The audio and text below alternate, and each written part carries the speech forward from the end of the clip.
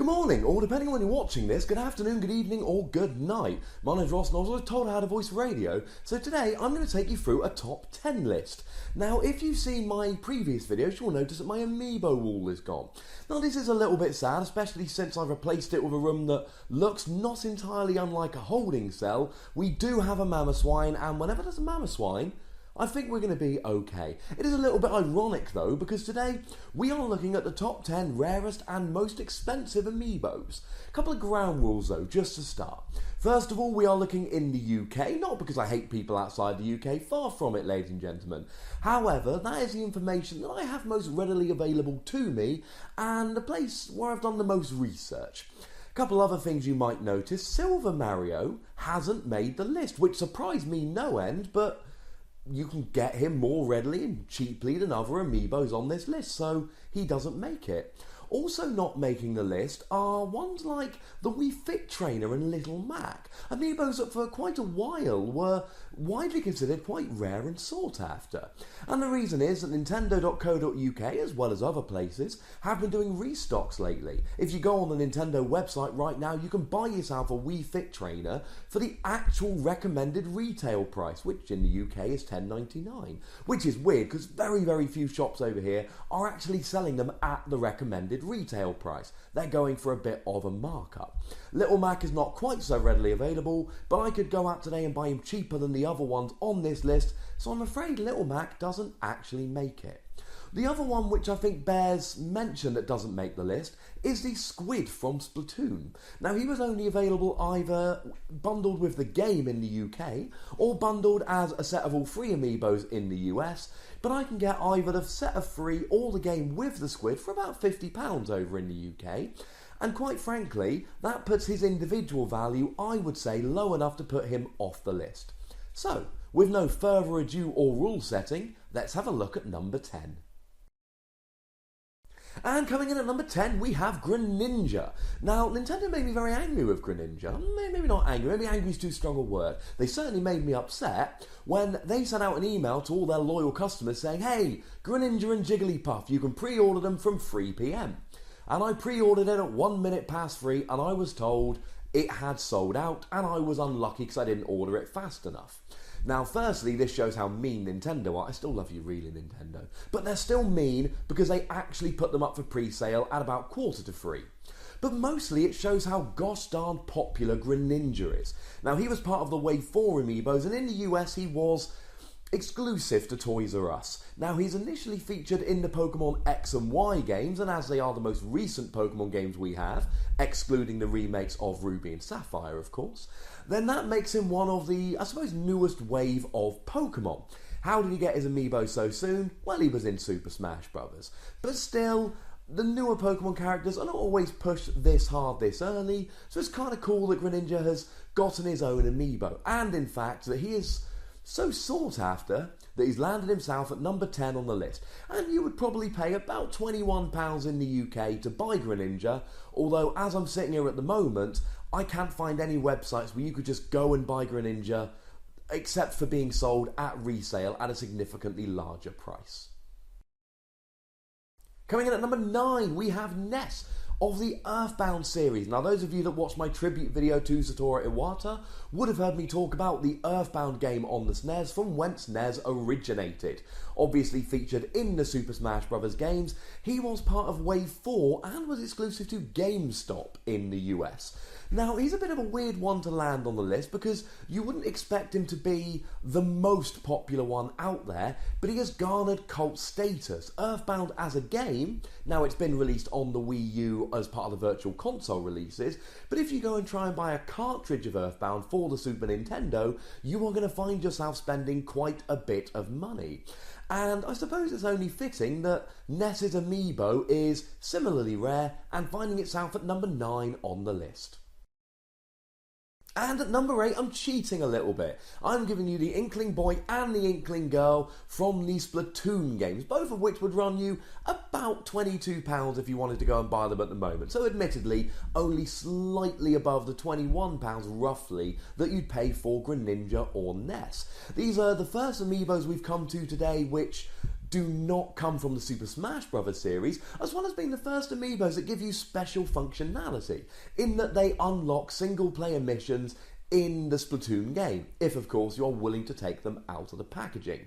Now, every Amiibo unlocks Amiibo a bonus in Mario Party, unless of course you're using it as a game piece like Mario or Peach. They all give you a 1-up in Captain Toad Treasure Tracker, and all the Super Smash Bros. Ones can be used in Super Smash Bros. So I'm only going to point out the added, more unusual functionality or unlocking that these Amiibos do or have. And the Splatoon, the Inkling boy and girl, they do have this added functionality. But it's not that lands them joint number 8 on this list. It's the fact that they're more expensive than the rest. At number 7 we have Rosalina and Luma, and had we done this list a couple of months ago, there is a very, very good chance that this would have landed quite a bit higher on the list. And I'm going to be honest with you, a fairly limited restock has meant that you could pick her up for only £23, which is still more than double what you should be paying.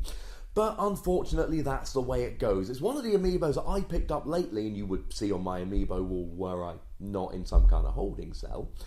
And it's one that a lot of people were seeking for quite some time, but just completely unable to get. And since I managed to get hold of this, there have been more than a couple, how'd you find one of them? Comments. Now, Rosalina and Luma were exclusive to Target in the US, and they have some interesting functionality. Rosalina can be used as a game piece in Mario Party 10 and will unlock a racing suit for your Mii Racer if you choose to use her in Mario Kart 8. Not only that, but there was a rumour that there was at least one person who was buying Rosalina in as large numbers as they could purely to keep her off the shelf, which seems a little bit mean, but has helped to pop her at number 7 on our list.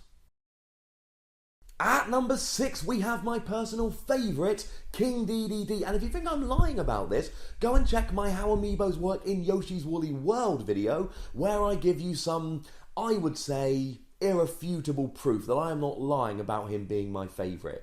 Now, the catalogue store Argos over in the UK did a restock of these recently, which is how I managed to get hold of mine, and when I say mine I of course mean my two, because he's my favourite. I've got to have one to open and one to keep in the box. We're nerds, people, this is how it works. But if you do take him out and put him in Kirby and the Rainbow Paintbrush, you can get yourself 2 extra health bars for Kirby as you play. That, along with, quite frankly, how awesome he is probably part of the reason why he ends up at number 6 on our list, and if you want to go and buy him now, you can be expecting to pay about £25 for the privilege. At number 5 we have Robin from Fire Emblem Awakening. Of course, I don't know if anyone actually called him Robin. This was the create your own character that became central to the story. So my Amiibo should in fact be called Rossio. Yeah, I went there. I'm not embarrassed. He is also one of the Fire Emblem Amiibos, and all the Fire Emblem Amiibos can unlock that character for play in the 3DS game Project Steam. Now, if you want to go and get one of these Robin Amiibos now, or Rossio Amiibos if you want to use the correct name, you can expect to be paying about £27, and it's another one of those Amiibos which, to be honest with you, you rarely find it on shelves. Now, it was only a couple of weeks ago that in a game store in the UK, I actually did see some of him on the shelf. To be honest with you, ladies and gentlemen, it's the first time I've seen it, and I would not be surprised if it was the last time. And that's how he ends up at number 5 on our list. At number 4 we have another Amiibo who, before the restock which happened quite recently, could well have been even higher than his number 4 ranking on this particular list. Shulk from Xenoblade Chronicles, a fan favourite both from Smash Bros. And from the Xenoblade Chronicles game, which did receive a re-release on the new 3DS recently, which I believe at the time of recording is still the only game which will only work on the new Nintendo 3DS, and probably explains why I have a new Nintendo 3DS. Shulk can be used to unlock tokens in Xenoblade Chronicles, which can be used to unlock music and 3D character models. But to be honest, ladies and gentlemen, the reason why you'll be paying upwards of £27 for a Shulk Amiibo is just the fact that he's just so darn cool. And you find with a lot of these Amiibos like Shulk, maybe it's because Nintendo underestimated how popular he was and didn't quite produce enough, or maybe it's because he's so gosh darn popular, Nintendo just weren't going to produce enough. Either way, he lands himself at number 4 on this particular list, and I hope we can all see why. At number 3, but in terms of number 1 really, if you're looking at the Super Smash Bros. Amiibo, we have the other Fire Emblem Awakening Amiibo, Lucina, who can be fetched for about £29 if you go the cheapest place. And in the game store where I recently found Rossio on the shelves, I did also find Lucina, but again, I think that's more of an anomaly than a trend, to be perfectly honest with you. It is another of the Fire Emblem Amiibos, which means it will unlock the character in the Project Steam game for the 3DS, and it's another character which really is central to Fire Emblem Awakening. As a side note, if you haven't played Fire Emblem Awakening, I would heartily suggest you go and do so. I only actually ended up playing it because the Marth Amiibo was rare, I found a Marth Amiibo, I bought a Marth Amiibo, and then I thought, this is a bit weird, owning this when I've never played any Fire Emblem games. So then I played Fire Emblem Awakening, and it was awesome.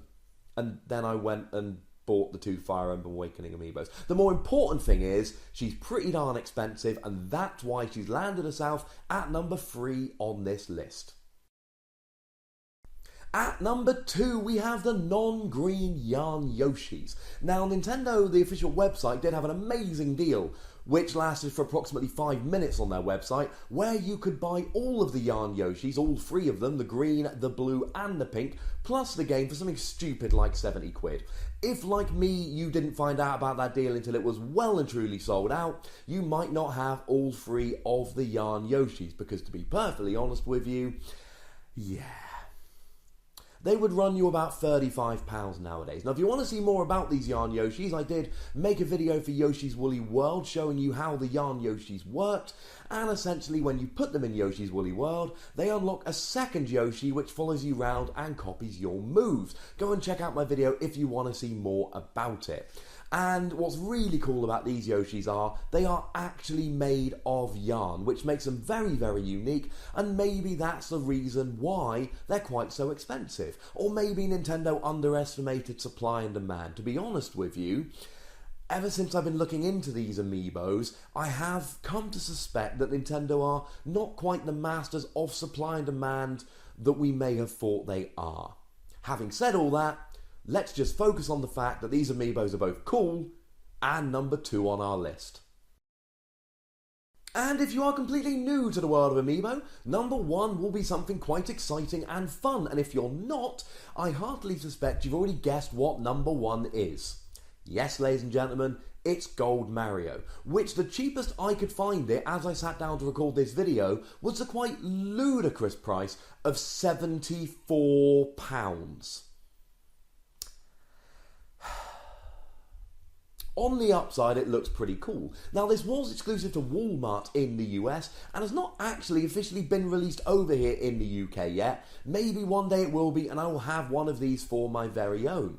But the Amiibo on its own is quite ludicrous. It has the same functionality as the non-Gold Mario Amiibo, the only difference being that if you load it into Mario Party, your Mario token turns gold.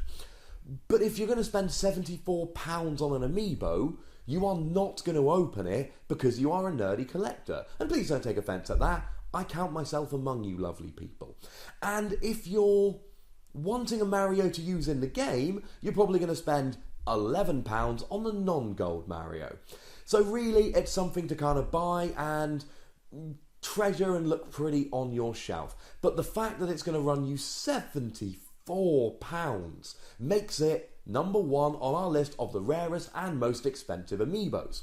Now, as we usually do just before we finish this video, make sure you click that little like button down there. Make sure that you give a comment if you like. Ask me some questions, give me some comments. Tell me what your favourite Amiibo is. Or tell me which character you would most like to see as an Amiibo, which you haven't seen so far. And most importantly, make sure you subscribe to this channel. And if you've already done so, go and find a friend. Get them to subscribe.